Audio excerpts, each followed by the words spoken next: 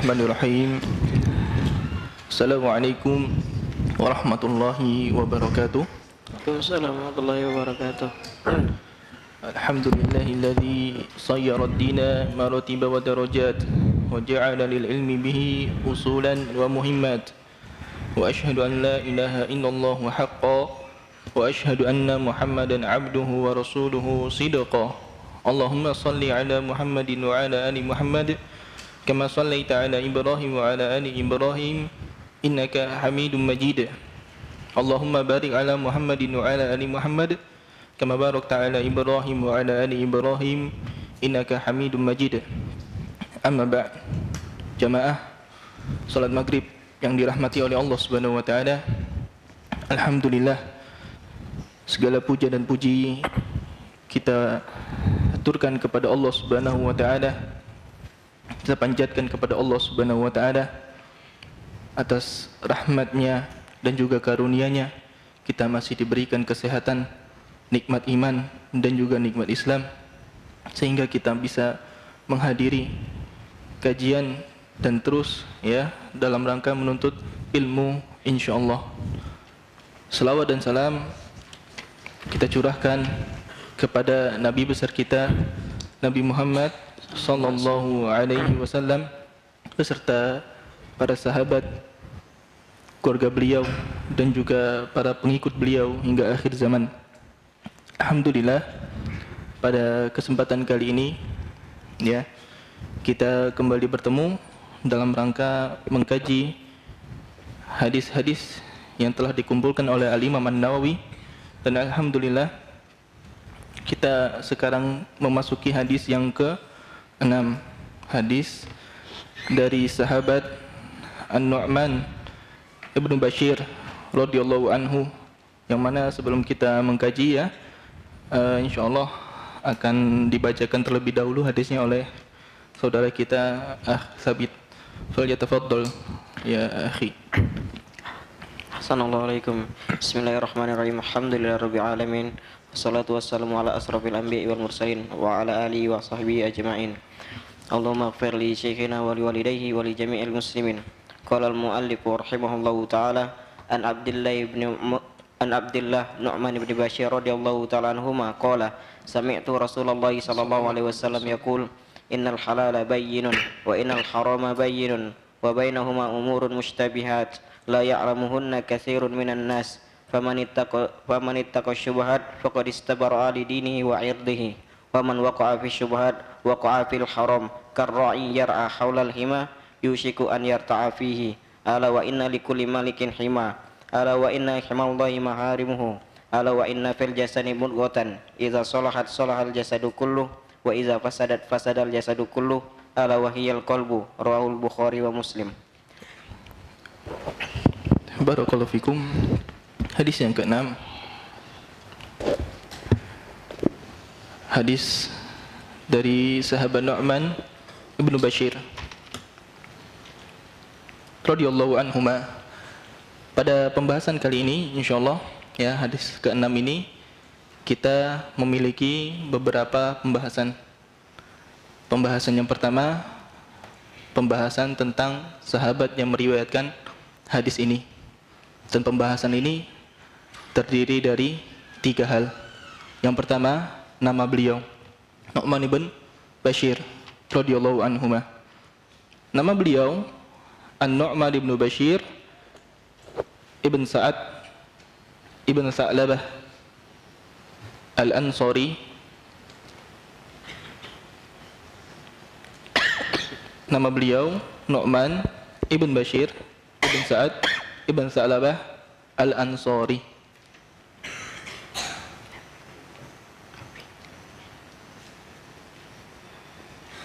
Kemudian pembahasan yang kedua, pembahasan yaitu tentang biografi singkat tentang beliau. Biografi singkat tentang beliau. Beliau ini adalah sigorus sahabah, sahabat yang kecil, sahabat kecil. Beliau dilahirkan pada tahun kedua Hijriah. Beliau dilahirkan pada tahun kedua Hijriah. Dan ayahnya Bashir bin Sa'ad seorang sahabat juga yang menyaksikan perang Badar bersama Rasulullah sallallahu alaihi wasallam. Dan ayah beliau, ya, Bashir bin Sa'ad adalah seorang sahabat juga yang menyaksikan dan ikut berperang bersama Rasulullah sallallahu alaihi wasallam pada perperangan Badar. Dan saat itu, pada tahun itu beliau lahir. Dan beliau ini adalah orang pertama atau anak pertama yang dilahirkan dari kalangan muhajirin pasca hijrah ke Madinah.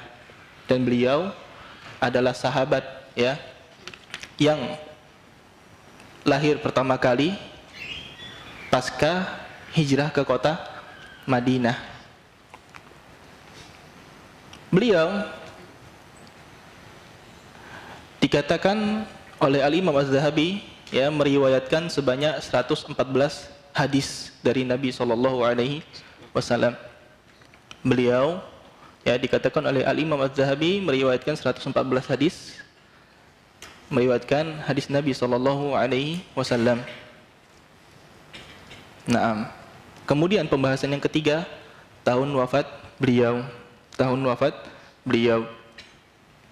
Beliau wafat pada tahun 64 Hijriah dan ada yang mengatakan tahun 65 Hijriah.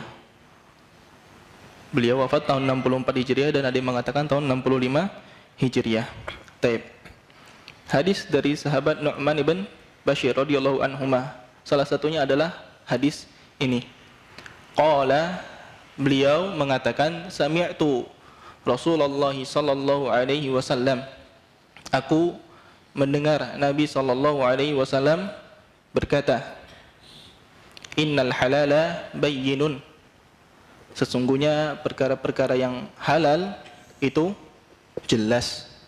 Perkara-perkara yang halal itu jelas. Wa innal harama bayyinun.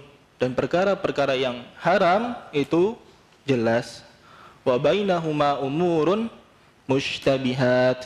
Dan di antara dua perkara ini, perkara yang halal dan perkara yang haram, itu ada perkara-perkara yang mushtabihat.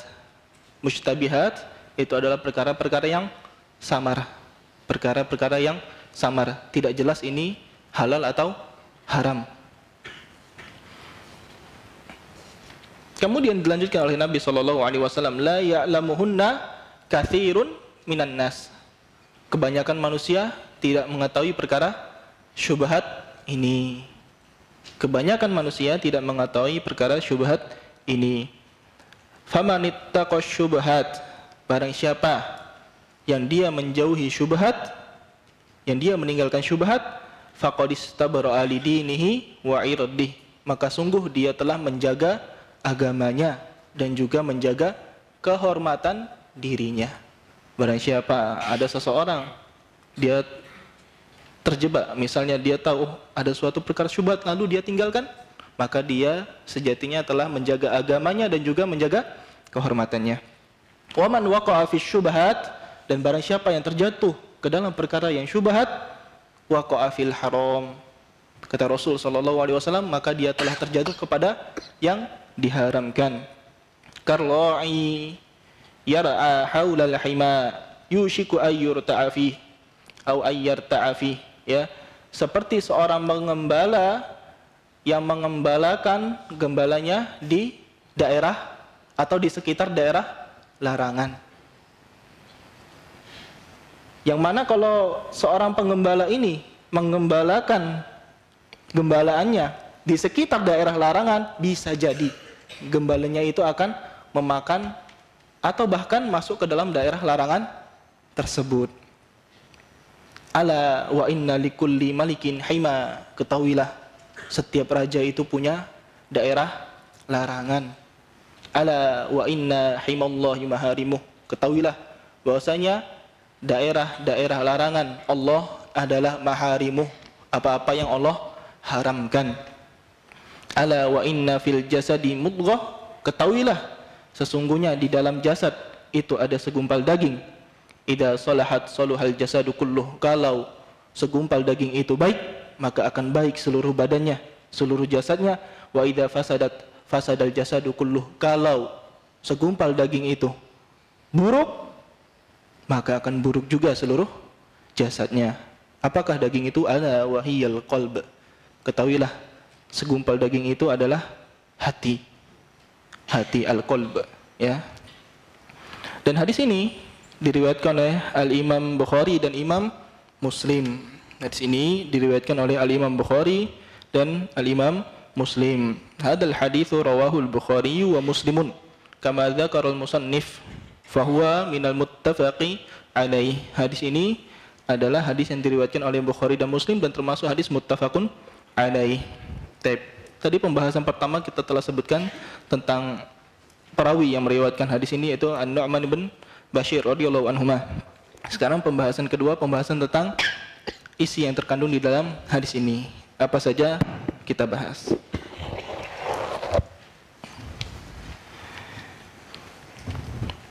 Yang pertama, hadis ini adalah hadis yang dikatakan oleh ulama bahwasanya agama Islam itu tidak terlepas dari 3 hadis. Salah satunya adalah hadis ini. Addahul ulama thulutsad din aw rubu'ad din fa innal imam Ahmad qala ahaditsul islami taduru ala salasati ahadis. Sesungguhnya ya, hadis-hadis Islam semuanya yang ada dikatakan oleh Al-Imam Ahmad rahimahullah, semua hadis-hadis Islam itu taduru, semuanya itu akan kembali ke 3 hadis. Ketiga hadis. Berarti hadis yang kita bahas ini adalah hadis yang sangat agung.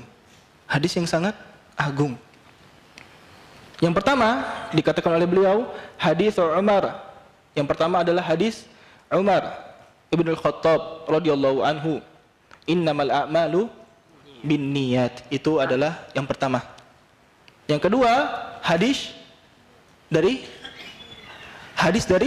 Aisyah radhiyallahu anha yang telah kita bahas 2 minggu yang lalu, yaitu man ahdatsa fi amrina hadza ma laisa minhu fahuwa raddun.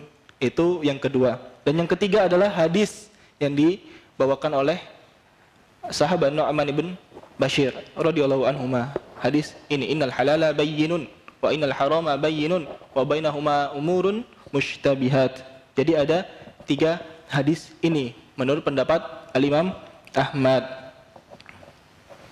Fal halalul bayyinu wal haramul bayyinu wadihul hukm. Diketahui bahwasanya halal itu hukumnya jelas, diketahui. Oh, ini halal. Wal haramul bayyinu, dan haram, keharaman itu juga diketahui hukumnya. Yang jelas-jelas haram itu diketahui hukumnya.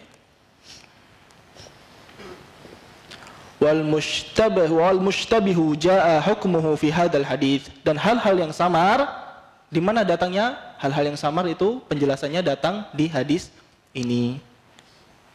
Hadis-hadis yang menjelaskan tentang halal sesuatu banyak. Perkara ini dibolehkan, perkara ini halal. Hadis-hadis yang menjelaskan tentang keharaman sesuatu ada. Perkara ini diharamkan, perkara ini diharamkan. Namun hadis yang menjelaskan tentang sesuatu yang samar itu adalah hadis ini. Hadis ini.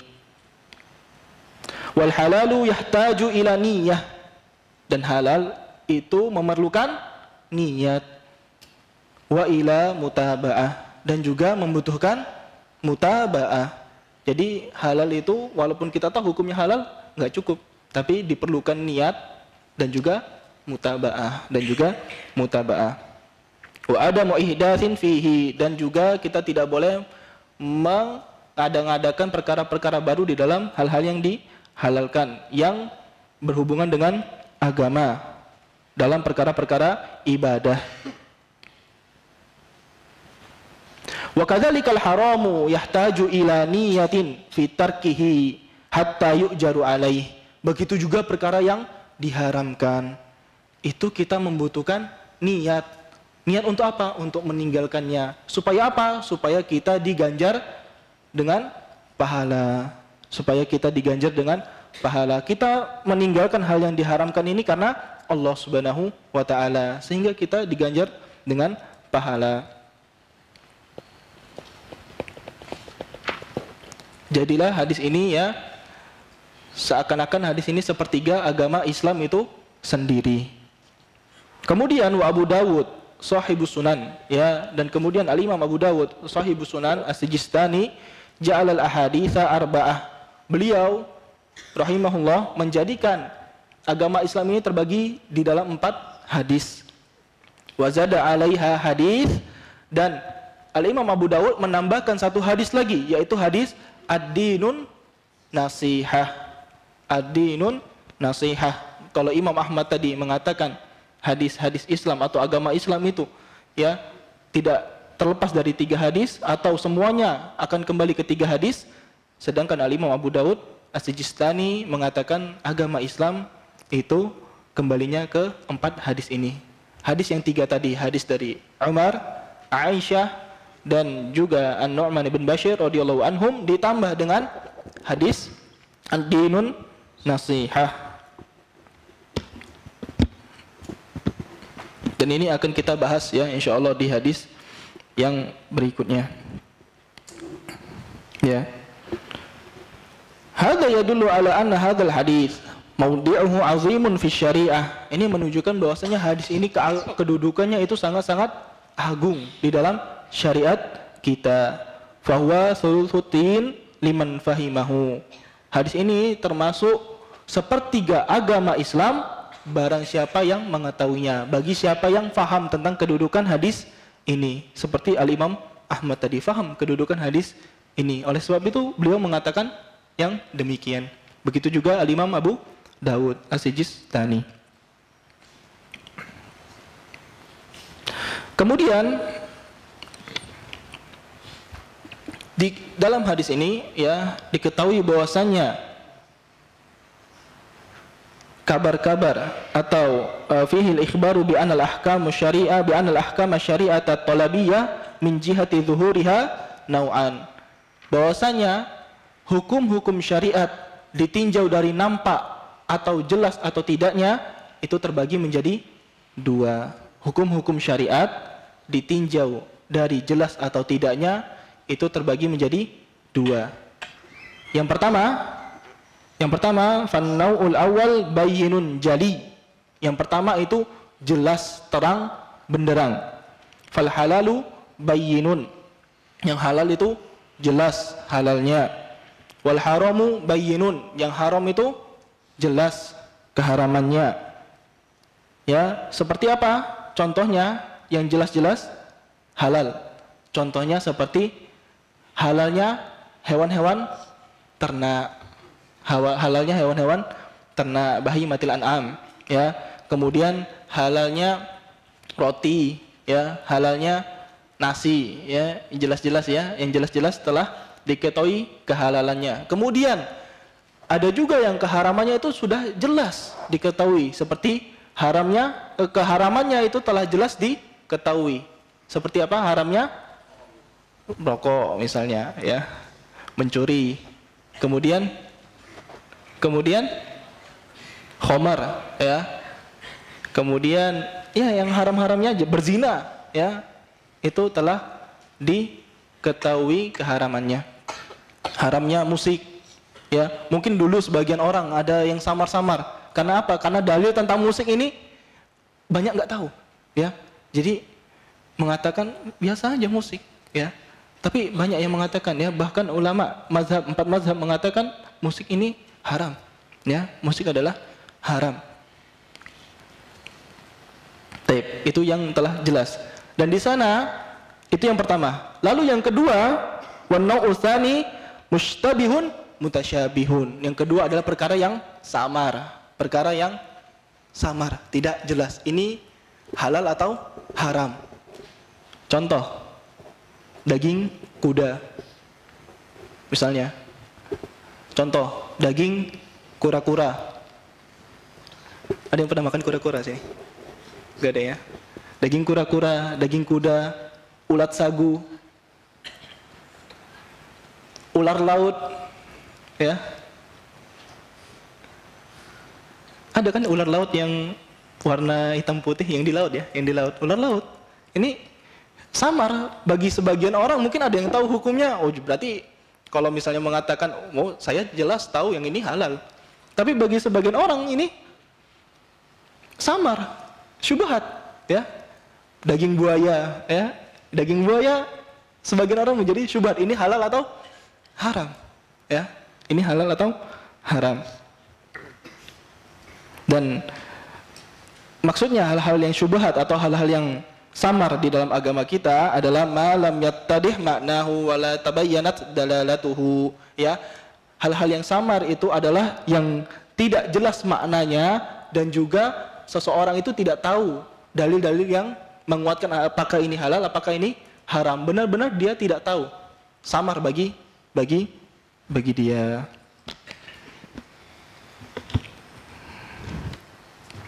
Ya, lalu contoh lagi misalnya perkara syubhat, ya, kita contohkan lagi supaya lebih dekat kepada pemahaman. Perkara-perkara syubhat, ya. Apabila kita diundang oleh seorang yang bekerja di bank konvensional misalnya. Kita diundang oleh seseorang yang bekerja di bank konvensional. Diundang makan ke rumahnya. Akhi, silahkan makan. Kita tahu orang ini bekerja di bank konvensional. Kemudian kita tahu juga bahwasanya orang ini punya perdagangan yang lain. Mungkin dia buka toko kue, toko kopi misalnya, ya. Intinya pekerjaan yang halal yang lain. Kita ragu, apa hukum memakan makanan yang dia hidangkan?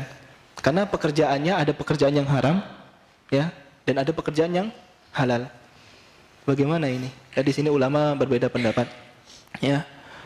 Wallahu alam, ya, di sini yang Anda dapatkan ada 3 pendapat. Yang pertama mengatakan halal mutlak. Yang kedua dilihat dominannya yang mana. Dominannya ke halal, maka boleh halal, atau dominannya yang haram, maka haram. Dan ada pendapat yang ketiga, ya, kalau orang itu tidak menjelaskan, ya, bahwasanya makanan ini dari uang yang haram, makanan ini dari uang yang halal, maka kita boleh makan semuanya. Dan ini pendapat yang ana pilih. Wallahu a'lam, ya. Contohnya misalnya diundang makan ke rumah orang, dia menyiapkan ayam dan kambing, ya. Kita tahu orang ini bekerja di bank konvensional dan ada perdagangan. Lalu disediakan ayam dan kambing. Dan orang ini nggak menjelaskan. Maka, ya, pendapat yang ana pilih, ya, wallahu a'lam, halal mengambil atau memakan keduanya. Tapi kalau misalnya orang ini menjelaskan, akhi, ini yang daging ayam, ana buatnya dari uang ana kerja di bank, ya. Sedangkan yang daging kambing ini ana buatnya dari uang yang ana kerja di toko kue. Kita nggak boleh ngambil yang daging ayam karena dia sudah menjelaskan. Wallahu a'lam. Ya, itu salah satu contoh aja, salah satu contoh hal yang syubhat. Nah, kemudian wannasu fima yashtabihu alaihim minha kisman, dan manusia dalam perkara-perkara yang syubhat itu terbagi menjadi 2. Dan manusia dalam masalah perkara-perkara yang syubhat ini terbagi menjadi 2.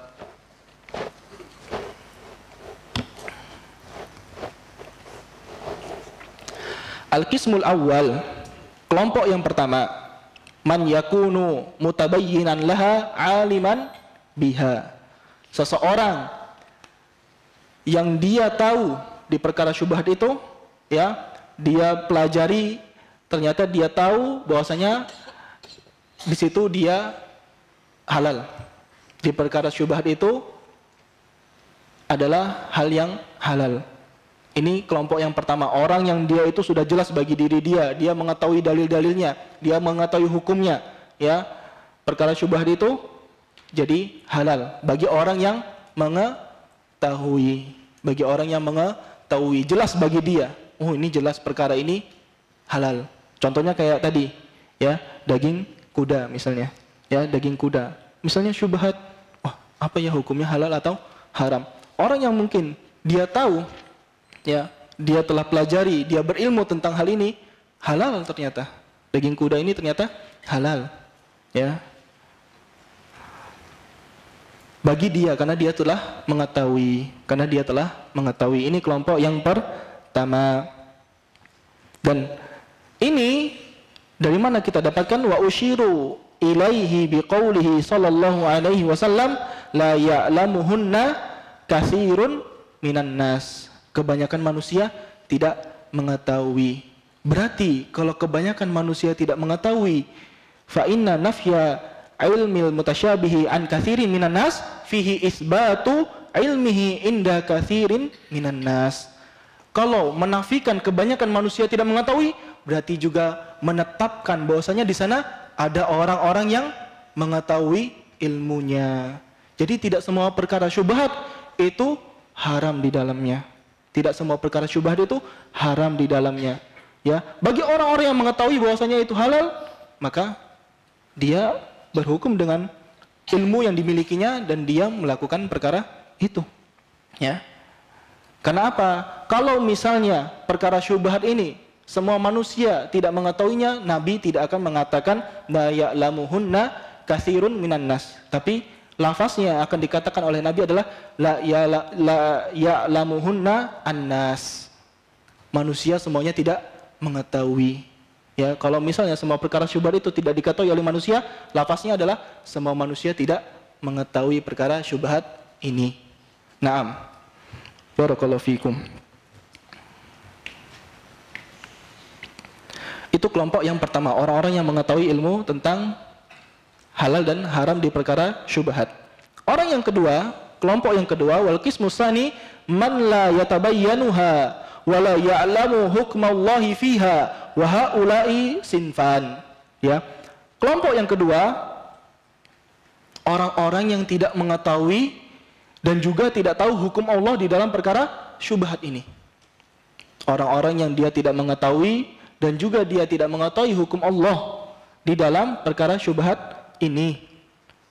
Dan dalam masalah ini pun orangnya terbagi menjadi dua lagi.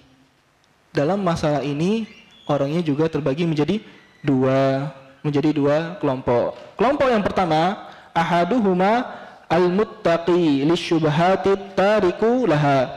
Yang pertama, kelompok orang yang meninggalkan syubhat itu. Dia nggak mengetahui apakah daging kura-kura itu halal atau haram. Kelompok pertama, dia tinggalkan. Dia nggak makan daging kura-kura itu. Dia nggak tahu ulat sagu itu halal atau haram, dan dia nggak tahu hukum Allah tentang itu. Dia tinggalkan, nggak dia makan, tidak dia makan. Itu kelompok yang pertama. Kemudian kelompok yang kedua, wal akharu al-waqi'u fiha ar-rati'u fi janabatiha, ya. Orang yang terjatuh ke dalam perkara syubhat itu, yang melakukan perkara syubhat itu. Jadi ya, orang dalam masalah syubhat ini terbagi menjadi dua. Yang pertama, orang yang mengetahui halal haramnya secara jelas. Yang kedua, orang yang tidak mengetahui. Nah, orang yang tidak mengetahui ini terbagi lagi menjadi dua. Ada yang melakukan, ada yang tidak melakukan. Ini kalau pakai papan tulis sebenarnya enak membuat syajarahnya ya. Semoga dimudahkan insyaallah. Kemudian apa sikap kita terhadap perkara yang syubhat? Apa sikap kita terhadap perkara yang syubhat?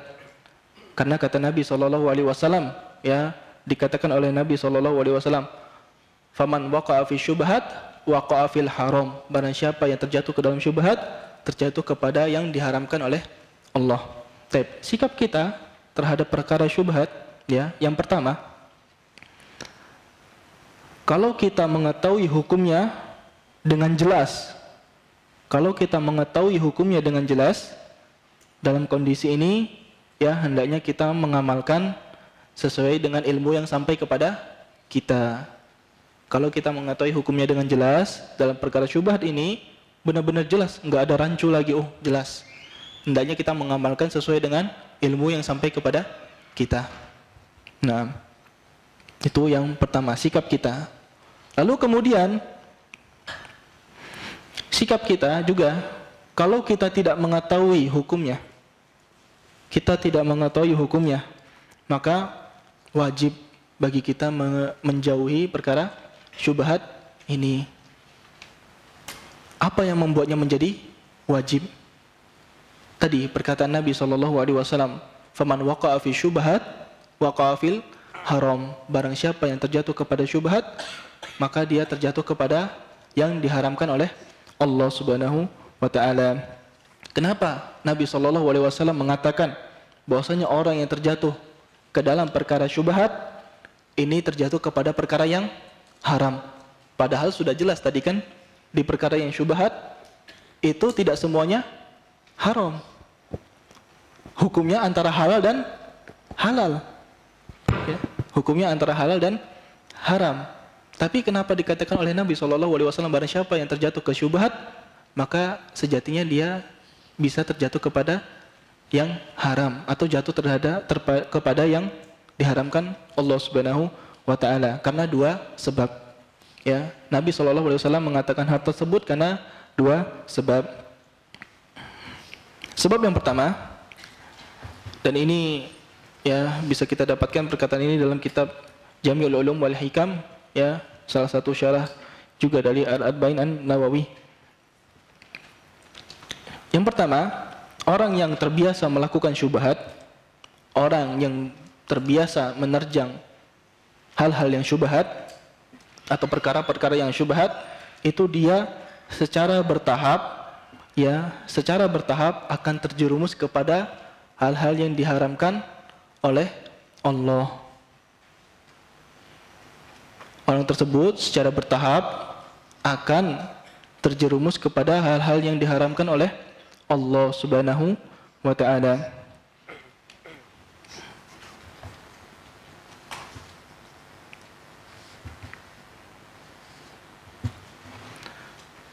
Lalu yang kedua,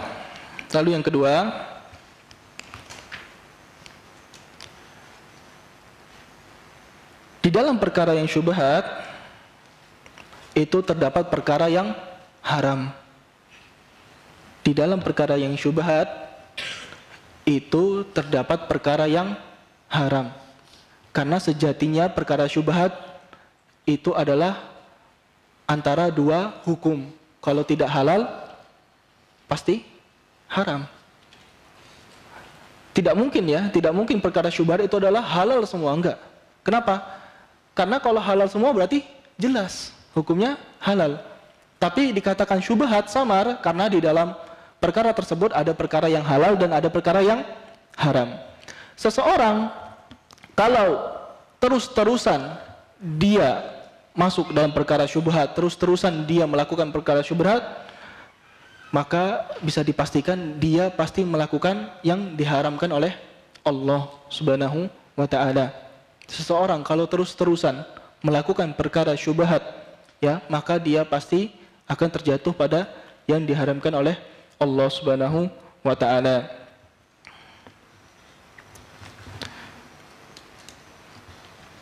Kita perhatikan ya, salah satu fatwa Rasulullah SAW terhadap sahabat, ketika salah seorang sahabat bertanya kepada Rasulullah SAW tentang hewan buruan, yang mana sahabat ini membawa seekor anjing, kemudian membaca bismillah, kemudian melepaskan anjing tersebut. Untuk apa? Untuk mendapatkan hewan buruan. Kemudian anjing tersebut mendapatkan hewan buruan itu.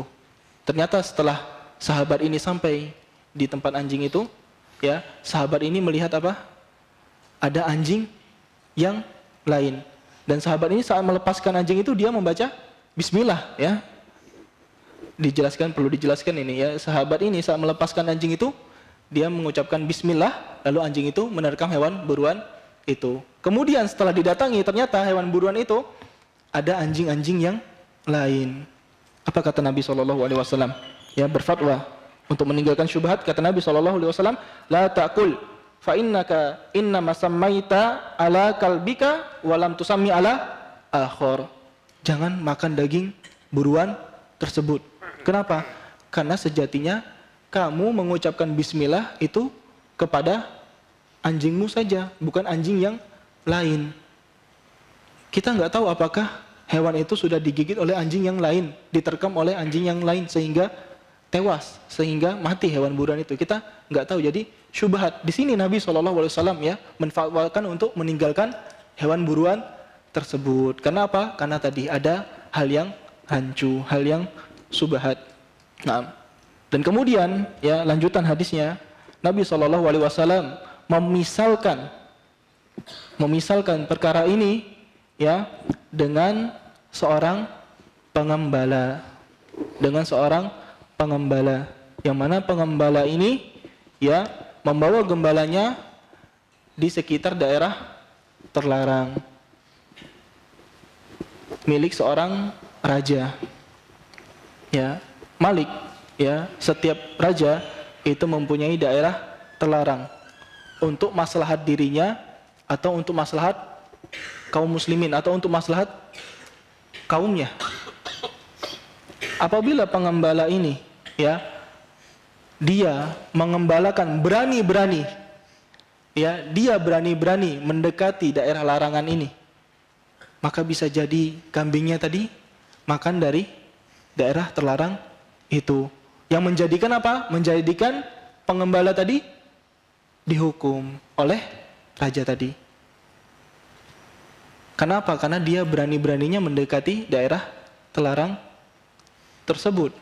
Dan ketahuilah ya, kata Nabi SAW bahwasanya daerah-daerah larangan Allah itu adalah hal-hal yang diharamkan oleh Allah Subhanahu wa taala.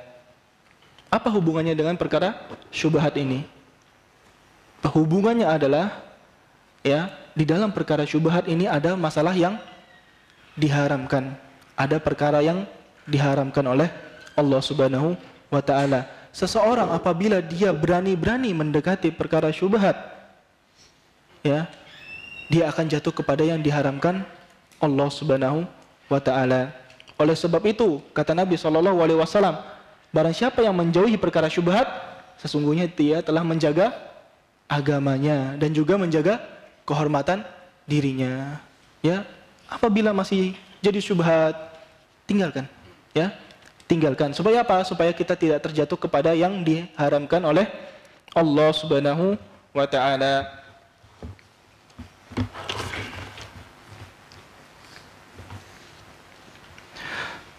Di sini Syekh Shalih Al-Utsaimin hafizahullah mengatakan wal wajibu 'alal 'abdi idza lam yatabayyanil mutasyabih minal ahkami syariah at-talabiyah ayat taqiyahu mujtaniban lahu.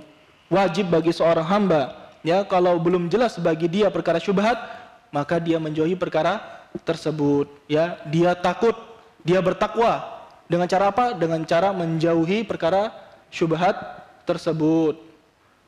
Fatanawaluhul mutasyabihu muharramun fatanawalul mutasyabihi muharramun ala man la yatabayyanahu li amrayni. Ya, kenapa perkara yang syubhat ini menjadi haram bagi seseorang yang tidak mengetahuinya? Karena dua hal. Ahaduhuma al-istibra'u li dinihi wa iradihi. Ya, supaya orang ini bisa menjaga kehormatan dirinya dan juga menjaga agamanya. Ya, berlepas diri dari perkara syubhat tersebut yang bisa membahayakan agamanya dan juga membahayakan kehormatannya. Ya, menjaga kehormatannya, menjaga agamanya. Misalnya seseorang dia melakukan hal syubhat. Dia melakukan hal yang syubhat. Oh, hal ini masih syubhat, enggak ada yang mengharamkan.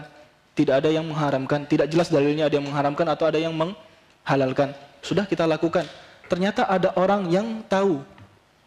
Ternyata orang ini tahu bahwasanya perkara ini haram. Ya, maka seakan-akan dia telah menjatuhkan dirinya kepada hal yang diharamkan. Jatuh apa? Kehormatannya, jatuh harga dirinya dan juga agamanya. Ya, dia melakukan hal yang diharamkan oleh Allah Subhanahu wa taala. Naam, itu yang pertama. Lalu yang kedua, kenapa kita harus menjauhi perkara yang syubhat? Anna man waqa'a fi syubhati jarrathu ilal muharramat. Karena sesungguhnya orang yang dia terus-terusan melakukan perkara-perkara syubhat, maka perkara-perkara syubhat itu akan menariknya sedikit demi sedikit menuju yang diharamkan oleh Allah Subhanahu wa taala sebagaimana yang telah disebutkan sebelumnya. Fasyubhatu qantaratul muharramat ay al-jisrul musilu ilaiha. Perkara-perkara syubhat itu adalah jembatan menuju perkara-perkara yang diharamkan oleh Allah Subhanahu wa taala. Jadi kita ketahui bahasanya perkara-perkara syubhat ini adalah ternyata jembatan menuju hal-hal yang diharamkan oleh Allah Subhanahu wa taala. Seseorang kalau terbiasa melakukan perkara-perkara syubhat, ya, maka dia akan terjatuh kepada perkara yang diharamkan oleh Allah Subhanahu wa taala. Baik. Kemudian setelah Nabi SAW memberi misal, ya, hendaknya kita menjauhi perkara syubhat, dan Nabi SAW memisalkan dengan pengembala yang mengembalakan kambingnya atau mengembalakan gembalaannya di sekitar daerah larangan, ya, bisa jadi kambing-kambing itu atau gembala-gembala itu masuk ke dalam daerah larangan itu sehingga pengembala ini dihukum. Nabi SAW, ya, menyebutkan di akhir hadisnya,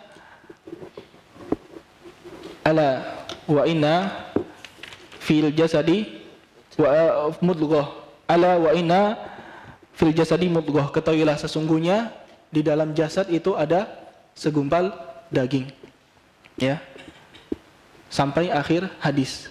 Kalau daging ini baik, maka baik seluruh jasad. Apabila segumpal daging ini buruk, maka buruk juga seluruh jasad. Ketahuilah bahwasanya daging itu adalah, segumpal daging itu adalah hati. Kenapa Nabi SAW setelah menyebutkan perkara syubhat, ya, lantas kemudian memberikan permisalan lain atau memberikan kabar yang lain, ya, memberikan khabar yang lain tentang segumpal daging yang ada di dalam manusia, yang ada di dalam tubuh manusia. Apabila segumpal daging ini baik, baik semuanya. Ya, Nabi SAW kita mendapatkan dua faidah dari perkataan Nabi SAW ini.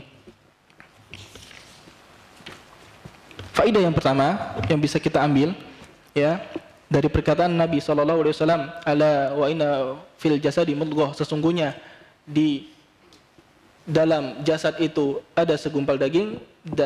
Faidah yang kita dapatkan adalah yang pertama, jika kita ingin mudah meninggalkan perkara-perkara syubhat, maka kita perbaiki hati kita. Faidah, ya, yang kita dapatkan dari perkataan Nabi SAW, apabila kita ingin mudah meninggalkan perkara-perkara syubhat, ya, hendaknya kita memperbaiki hati kita. Bagaimana cara memperbaiki hati kita? Dengan mengisi hati kita dengan keimanan dan juga ketakwaan kepada Allah Subhanahu wa taala. Lalu faedah yang kedua, di dalam hadis ini Rasulullah SAW memberikan isyarat bahwasanya orang yang sering meninggalkan perkara-perkara syubhat, orang, ya, terus-terusan dia meninggalkan perkara syubhat, dia tahu ini syubhat, dia tinggalkan, dia tahu ini syubhat, dia tinggalkan, tidak dia lakukan, maka ini akan berefek kepada kebersihan hatinya. Seseorang yang terus-terusan meninggalkannya, dia enggak mau mendekati perkara-perkara syubhat, ini akan berefek kepada kebersihan hatinya. Ya, seakan-akan isyarat Nabi SAW mengatakan hal tersebut. Oleh sebab itu Nabi setelah menjelaskan perkara syubhat mendatangkan tentang kabar ini. Kemudian di sini, ya, disebutkan oleh penulis juga, wa min mazillatil aqdam wa mubdillatil khalqi al-yaum, kita dapati sekarang begitu banyak kaki-kaki tergelincir, maksudnya itu begitu banyak kesalahan dan juga begitu banyak kesesatan yang terjadi, ya, yang dilakukan oleh seorang hamba pada hari ini. Itu karena apa? At-tasahulu bita'ati asyubahat. Itu karena apa? Karena mudahnya mereka dalam melakukan perkara-perkara yang syubhat, perkara-perkara yang samar. Bid'wa adamil jazmi bikauniha haraman. Karena apa? Dengan menganggap perkara ini tidak dijelaskan keharamannya secara jelas. Oleh sebab itu mereka bermudah-mudahan dalam perkara syubhat. Ini tidak diharamkan secara jelas, enggak ada dalil yang mengatakan haram ini secara jelas. Enggak masalah kita lakukan, ya. Akhirnya ternyata terjatuh kepada yang diharamkan. Ini yang dikatakan oleh Syekh. Tapi sudah masuk waktu azan, kita azan dulu.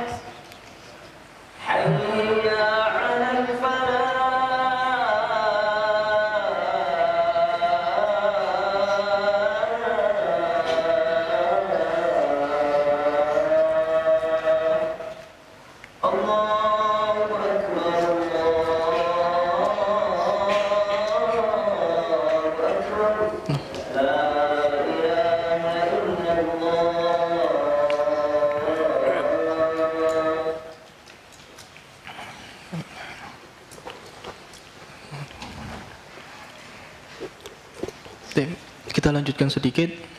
Faedah lain yang kita dapatkan dari perkataan Nabi sallallahu alaihi wasallam, ya, bahwasanya fihi bayanu azimu atharil qalbi salahan wa fasadan.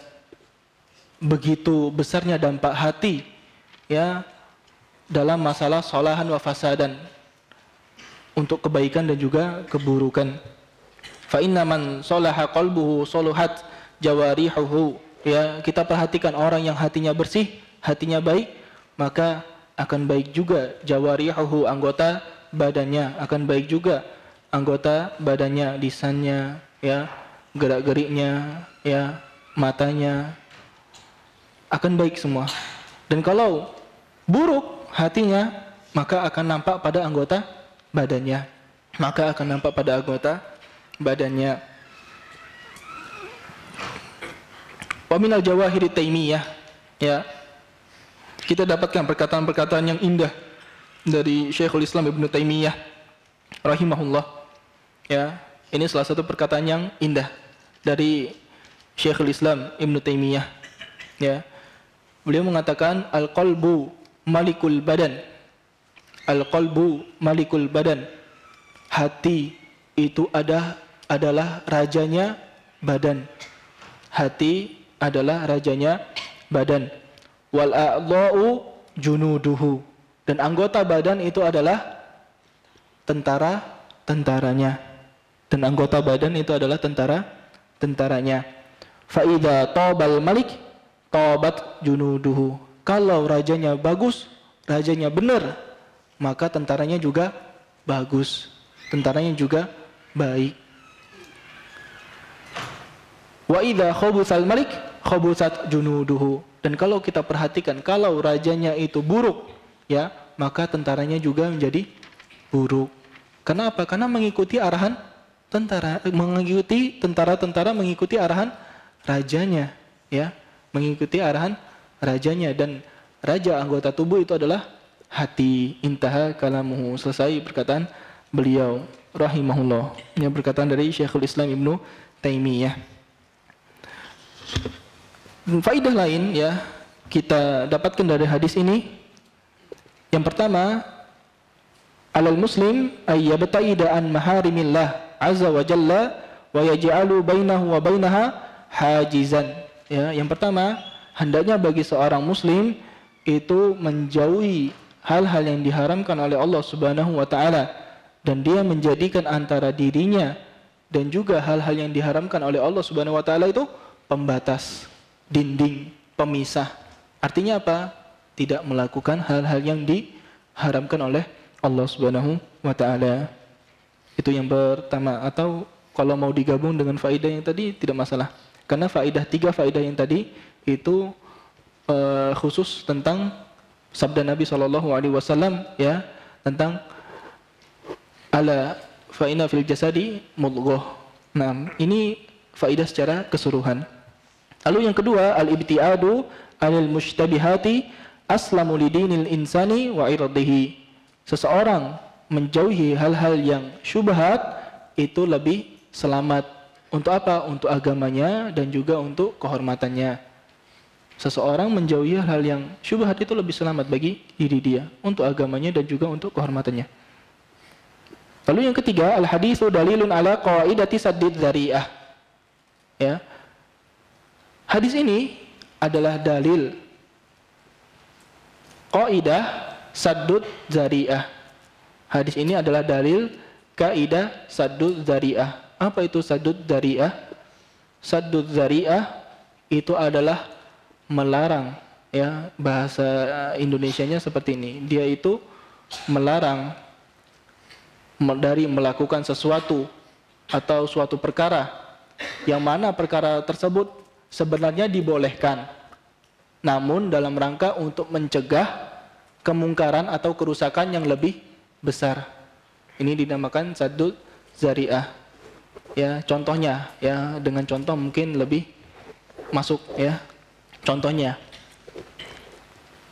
kita tidak menebang pohon yang besar di pinggir jalan supaya jatuh pohon itu menutupi jalan. Menebang pohon boleh, ya, menebang pohon itu boleh. Tapi kenapa kita tidak menebang pohon-pohon besar di pinggir jalan? Supaya apa? Supaya pohon itu tidak menutupi jalan. Supaya pohon itu tidak menutupi jalan. Yang mana kalau menutupi jalan maka maslahatnya semakin mudaratnya, maka mudaratnya semakin besar untuk orang-orang yang melewati jalan tersebut, dan bisa dicontohkan dengan contoh-contoh yang lain. Nah, lalu yang keempat, ya, ta'zimu amril qalbi wal hisu ala badl juhdi li islahihi, ya, begitu besarnya perkara hati dan ada nasihat, ya, untuk memperbaiki hati kita, kita bersungguh-sungguh, ya, bersungguh-sungguh untuk apa? Untuk memperbaiki hati kita lebih baik, ya. Kita memperbaiki hati kita, salah satu caranya tadi dengan apa? Kita meninggalkan hal-hal yang syubhat. Begitu kita bisa meninggalkan hal-hal yang syubhat, itu akan berdampak kepada keimanan dan ketakwaan yang ada di dalam hati kita. Dan dengan ini, ya, alhamdulillah kita telah menyelesaikan pembahasan hadis yang ke-6. Dan apabila ada kesalahan, ana mohon maaf, ya, kepada Allah ana mohon ampun. Dan mungkin ya dikarenakan minggu depan insya Allah sudah dimulai liburan ya, anak-anak sudah pada libur, kemungkinan juga kajian untuk hari Kamis ini diliburkan sementara, dan apabila nanti ada kabar mengenai adanya lagi kajian ini akan diberitahukan insya Allah. Mungkin itu yang bisa disampaikan. Subhanakallah wa bihamdika asyhadu an la ilaha illa anta astaghfiruka wa atubu ilaik. Assalamualaikum warahmatullahi wabarakatuh. Waalaikumsalam warahmatullahi wabarakatuh.